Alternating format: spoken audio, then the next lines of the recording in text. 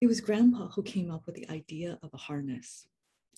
He wound a thick nylon rope around each of Junie's shoulders, then around her waist, then gathered the strands together to converge at the center of her back, where a knot anchored a long stretch of the rope that was to be a tether to the shore. Junie giggled as she was being outfitted this way. She felt like the leaf-wrapped zongzi that people ate during the 5th lunar month. All three of them walked to the river together. Grandpa pushed his bicycle with Junie sitting on the back seat, and Grandma walked alongside. From the edge of the road to the river, Junie rode on Grandpa's back, her arms wrapped around his neck, her heart pounding. The rope strands between her torso and Grandpa's back felt like the rib cage of another creature. With Grandma holding the extra stretch of the rope behind them, Grandpa waded into the knee-deep shallows, bent down, and lowered Junie into the soft current. The river was no more than 3 meters wide there, but his face said it might as well have been the roaring gorges of the Yangtze. With her grandfather's hands still underneath and supporting her neck and the small of her back, Junie lay on the surface of the water. She let the gurgling current tug at her clothes and felt them get soaked up and expand. Something else expanded in her too. Without hesitation, she rolled off her grandfather's hands and paddled into the middle of the river where the water was deeper.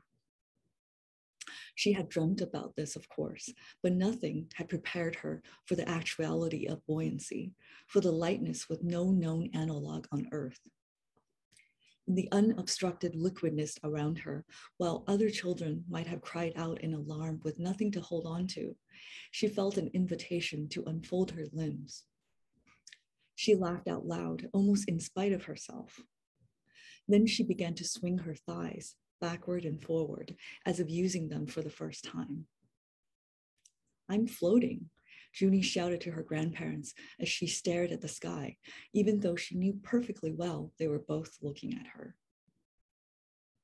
Grandpa stood rooted at the spot where he'd released Junie into the water. He squinted at her in the river, as though the fact of his gaze would ensure that Junie did not disappear. Grandma wound the end of the harness rope around her wrist, expecting a tug of war with the river. Passers-by crossing the narrow stone bridge over the river also looked on. They watched the child move in the water, tethered to her grandparents standing on the shore. The rope between them was long but slack, almost as if the elderly couple were flying a kite. Every one of them who stopped to watch stayed longer than they intended to, because what Junie did in the water, the way her arms turned her about, looked uncannily like dancing. Not one of them noticed anything different about her legs.